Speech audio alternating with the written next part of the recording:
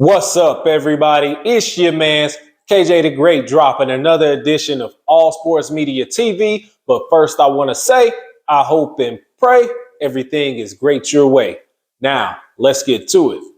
All right, y'all. So, rumors are reporting that it's been announced that's none other than the towering inferno, Sabastian Fundora, who is 20 wins, no losses, one draw with 13 wins coming by way of knockout.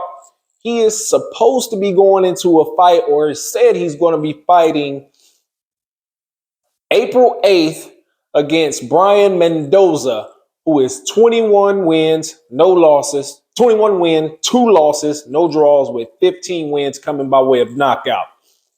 Now, Sabastian Fundora, he had a really explosive, really good 2022 year, and he is looking to continue that year as the WBC interim 154-pound champion. So let's talk about his 2022. He fought twice, and one of those fights, he fought Erickson Lubin. And I mean, it was an explosive fight. They were trading back and forth, phone booth. He got knocked down. I believe it was the 5th round. Erickson knocked Fundora down. He just caught him with a bunch of good flurry, got him down. But Fundora got back up and he rose to the challenge and ended up stopping Erickson Lubin in his corner. They waved the fight off, and that was a 9th round stoppage officially. And he also fought Carlos Ocampo. Oh, yeah. I think I said that right. He got a unanimous decision against him. And I wanted to talk about one, that was kind of a good fight. I believe it was one of those fights where Fundora, he had to learn some things about himself. Standing up straight and too close on your opponent instead of using your length. That's one thing that I think he needs to learn to hit that, elite level. And I believe he can learn it. I believe he's on his way. Let's talk about Brian Mendoza. Like I said, he's 21 wins, 2 losses, no draws, 15 wins coming by way of knockout. He had a really great year. He had a 5th round stoppage over Jason Rosario. Y'all don't know, Rosario has officially retired since then.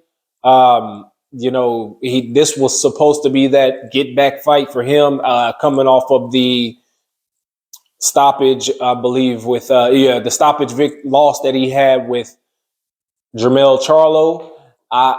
It's one of those things. He just didn't seem like he was all the way in it. So with boxing, you can't be 1 foot in, 1 foot out. I've said that before. He also got a win over Benjamin Whitaker. It was a good fight. It was a good fight. I'll leave that one right there. It was a good fight.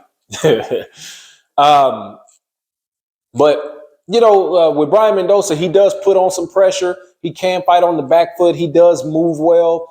He does throw good body work. But he does have that problem to stand up straight sometimes and gets a little confident and drop his guard down. Our fighters be here and then they'll be doing all that. No. He don't need to be doing that. So with him and Sabastian Fundora potentially fighting April 8th, how I see that playing out is I believe Sabastian Fundora has learned from his previous fights, but I also believe he still is willing, to trade and get in there and throw blows. The problem, that I have with that is, he gets hit on the inside too much for my liking. That's from standing up straight. And sometimes with fighters, they bring a little pressure. He tends to be up high. I mean, of course, he's a big guy. He's 6'6", but that's where you have to use your length to keep a fighter off of you, to keep them, to nullify their power with your jab. You have to work that jab. He's a 6'6" southpaw, at 154 pounds. So he's just it's kind of a odd body type figure fighter. But with this fight between him and Brian Mendoza. I believe he can win this fight. I believe he's learned that using your length and using your jab in not just at certain points, but throughout the fight, that can definitely propel you to victory. It can definitely help you take the pressure off, take less damage throughout the fight. I believe if he does that, he can get the victory over Mendoza. Although Mendoza, he does bring adequate power.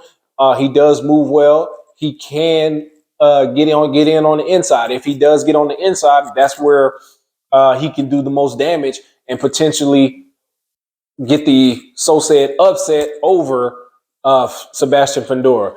But I'm gonna stick with Fundora to win this fight. I'm gonna stick with him to win this fight by unanimous decision. I'm gonna stay right there on that comfortably unanimous decision. It should be, it's a 12-round fight, I believe. I believe he can win this fight. He wants to get to that elite level and eventually contend for not just, the interim title, but also, fight with Jermell Charlo and maybe in the future with Errol Spence, possible Terrence Crawford when they move up to up to 154. Possible same thing with Keith Thurman. Those are just some names he could possibly face in the future, but that's neither here nor there and left to be seen. But that's all I got for you guys. Make sure you hit the like button, drop a comment in the comment section. Let me know what you guys think. Make sure you follow me on Instagram at All Sports Media TV. Follow me on my other Instagram at KJTheGreat09. Make sure you like and share these videos. One thing I want to say, you guys be safe out there. Show some love to people. Spread love. Spread good word for people, man. The times we in, a lot of people, they take things too serious. Just remember to laugh. Love on each other. Remember to laugh. Pick each other up when you're down. That's all I got for you guys. Peace.